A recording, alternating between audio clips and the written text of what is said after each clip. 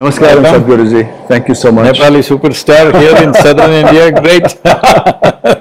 Unfortunately, I'm sure you've not been following Nepali film or any other film for that matter. I don't have the time to follow I any think you films. watch English films or used to watch. See, English at films. one time, I wouldn't miss a single Hollywood movie that came to India. That is a short period, a few years. After that, there's been no time. Maybe if at all, if I watch even now, it's an Hollywood movie, something. Right. I may watch once in 2 years or 3 years, I may watch one movie somewhere. What kind of subject do you look for in a film when you watch? I'm not a subject-oriented person. Right. If its film is well shot and well made, Right. for me, the technicalities, how it's made is more important. At one time, we really enjoyed all those westerns, Wild West movies because of the way, it was a whole new culture. Right. In many ways, I think if you have not watched because we read a lot of, Wild West Clint books. Eastwood and No, John Wayne. we read a lot of books. Right. Louis Louis L'Amour. L'Amour. Right. Louis L'Amour and Sutton and all those stuff. Because Right. of that, without exposure to that, I don't think you understand how United States is made. A lot of people think Exposure to their Western… to the Wild West movies. Okay. Because that mentality is still there everywhere, that culture is still there. If you just look at today's United States, you won't understand how that country is built and what is the ethos with which they speak even today. Right. They may not be cowboys anymore, but that fundamental culture is deeply ingrained in United States. Even in the international diplomacy, that culture is very much there. It's still the Wild West way that they deal with the rest of the world. What about Tamil films? Tamil films are doing extremely Yeah, well. but I don't get to watch Oh, Tamil okay. movies at all. No, Sadhguru, really, it's such an opportunity to be here, to be at your ashram, to look around, and this opportunity to have a conversation with you, because you have… I've been coming to Nepal last 17 years every year. I know, that's one of my main concern, because you have been to Nepal multiple times. So what draws you to Nepal? Because you're a stepping stone for Kailash. Okay. But now, we are not going to Tibet, we are viewing Kailash from Limi Valley in Nepal itself. And the mountains of Nepal have captured me in many ways. And the people also, especially the mountain people, they've been so fantastic. What about the region in connection with spirituality and… Yes, see, this is a country that's built this way. That is, parts of Nepal have been made like a tantric body, that it is alive in certain ways. Unfortunately, not very well maintained, but compared to similar things in India, Nepal is little less disturbed. What do you mean by not very well maintained? Temples are not kept very well and alive. And these systems have not been understood. See, this has happened here also. For example, in South India, we have 5-element temples. For 5 elements, the whole region they built so that the entire region benefits from this, having mastery over the elements, the 5 elements of earth, fire, water, air and space. But now all these temples are managed separately, they're not connected. This is like your father had a Rolls Royce and he had 5 sons. When the division came, everybody took one wheel and you got the steering wheel. What do you do with this? Get the QuickBooks Mobile. It's little more alive. Here it's become very dissipated. But individual things, new things have come up, various things. But the importance of Nepal is that it's a spiritual culture, deeply devotional culture, which if we lose after that, there's really no value, if you really look at it. And I don't know, every time I've been there, I visited Bhaktapur, but my fascination for Bhaktapur is not gone. All right. You also have visited Pashupati, I think, Yes, several I have. times. I don't go to Pashupati every time I come because I'm not looking for divine blessings. If I close my eyes, I'm fine, Okay. I'm looking for spiritually alive places which would be useful for people, because a lot of people come with me. So Bhaktapur, Lalitpur, the Patan area, this has been very attractive. Pashupatinath is fine, but the more… Enlighten me, Sadhguruji. What do you mean by spiritually alive? I don't know if you felt anything this morning you've been walking through. If you stand outside the premises and inside the premises, there's a difference in the way your very body responds, because energetically it's been organized that way. So that is the essence of all this. These are cultures where we mastered the art of God-making. This culture, Nepal, India, Sri Lanka, we don't have the God up there. We have the ability to create gods. Okay. We don't have the God and we don't have the book as well, No. I guess, yeah. I mean, the book only comes if you believe in the God. Right. So we made the gods, we know that, but we made these deities in such a way that they are powerful tools. Even in Nepal, in some parts it's there, but maybe largely lost. In southern India, we still refer to our deities as yantras. The word yantra means a machine. Right. So, these are energetic machines that we created. Why do we create machines, first of all? See, for example, we have right now a microphone because we can talk. We already can speak. That's why a microphone, a telephone, because we can see. We have a microscope, a telescope, because we can walk. We came up with a bicycle, a motorcycle and every other form of transport. Right. If we were made like trees, rooted into the land, would we have come up with a bicycle? It would be meaningless. So every machine that we have created is only enhancement of the faculties that we already have. So in the same sense, we created energetic machines which are not physical in nature, where to enhance our ability. So, to give a context to this, you must have heard of Ramanujam from Tamil Nadu, Yeah. who was a great mathematician. Right. They took him to Oxford because they couldn't believe what this man was writing. He was just pouring out mathematics. What he did in early 20th century in the name of math, just poured out books and books of mathematics. If he just sits and largely, he sat on his bed and wrote mathematics like this because he was, infected with tuberculosis and he was dying. He just poured it out. People asked, where is this coming from? He said, my Devi bleeds mathematics. So he was a worshipper of Devi, she's mathematics. So everything. So what it is you can use these deities to open a window into existence in terms of experience and knowing. Well, I am a living example, I am not educated on anything. Everybody's inviting, I never went to a… But you are knowledgeable. That's what they think. So what's the difference between… See, there is a difference between finding access to something and accumulating something. I have access to many things. I have not accumulated any knowledge. That's why when I walk on the street, I walk empty-headed completely. I don't have the burden of knowledge. I have not become like a intellectual because But then because… I don't carry it in my head. of the fact that you have accumulated so many things, you've become an educator in a sense. People get educated by you. Because of excess. The accumulation of knowledge and No, whatever that you because have… of excess. access to you? No, access to knowledge. See, right now we are talking about soil all over the world. Everybody thinks I'm a soil scientist. I'm not a soil scientist, I'm like a worm. Right. A worm knows everything you need to know about soil because its life depends on it. He has excess. He has no knowledge, he has no library, he has no research, just the way he lives. So, finding access to life is different from accumulating information about life. Accumulated knowledge is useful in a university, not of much value in the universe. But aren't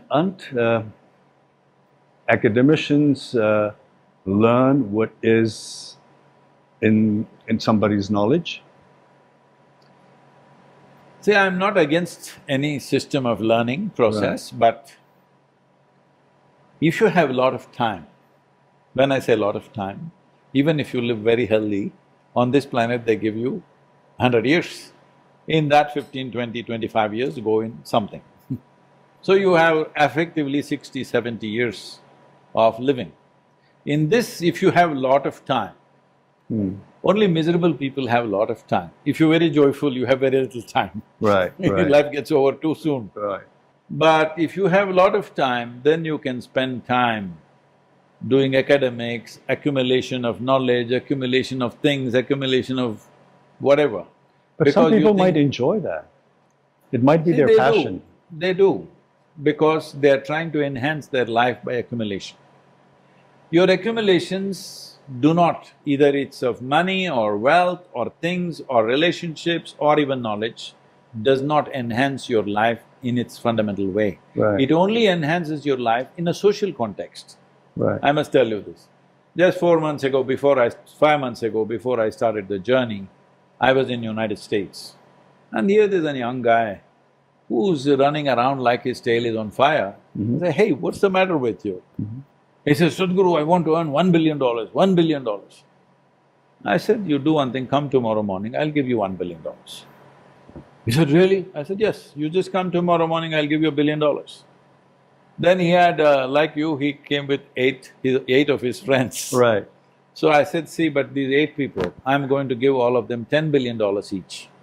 He said, Sadhguru, why? You're giving me only $10 billion. I said, your life's ambition was only one just now. Right. Suddenly you're worried that they're getting $10 billion because your $1 billion is valuable only because most people don't have it. Have it, right, exactly. So you're enjoying what other people don't have.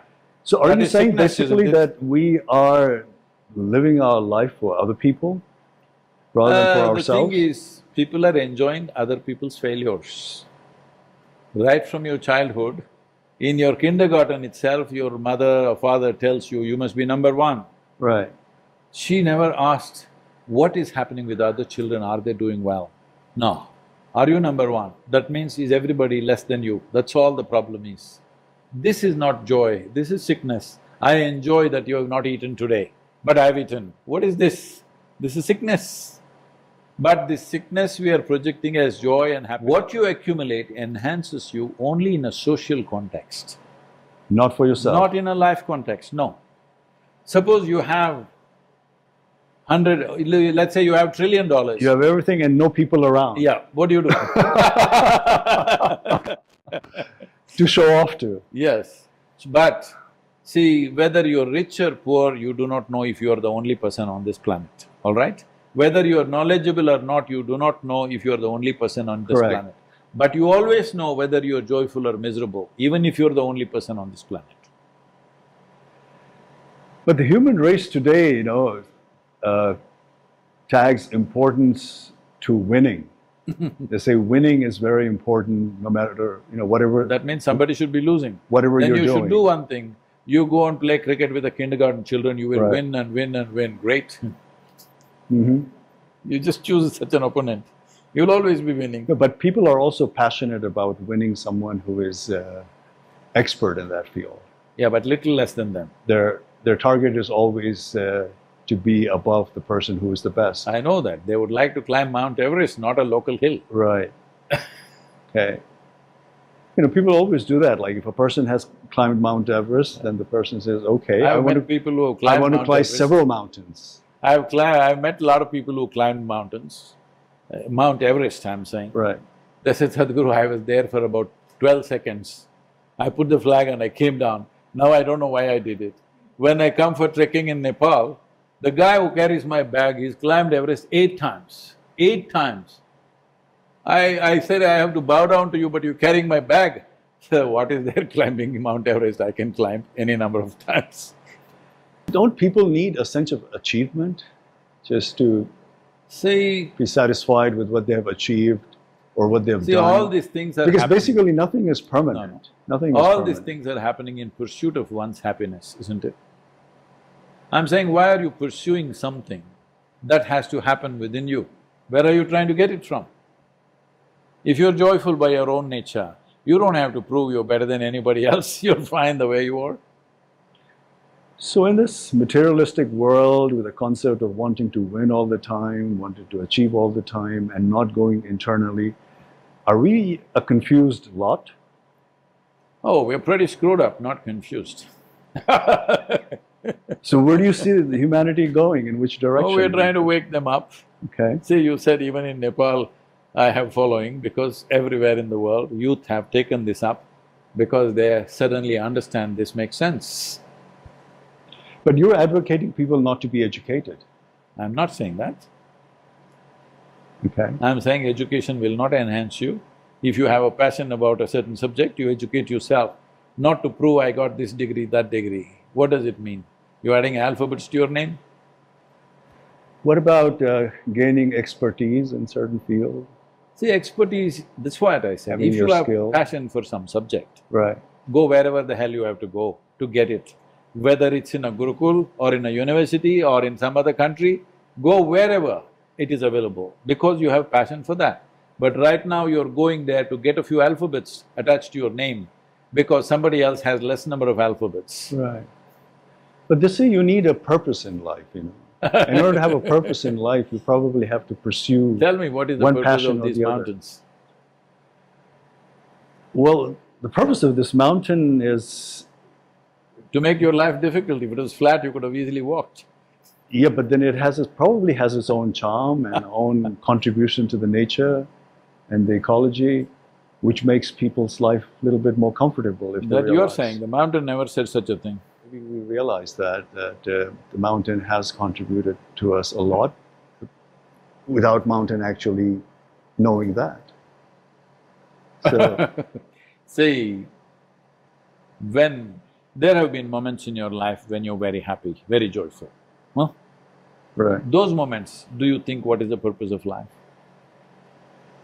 Only in some way, when life becomes burdensome, you try to find a purpose. But maybe when you fulfill your purpose, you become joyful.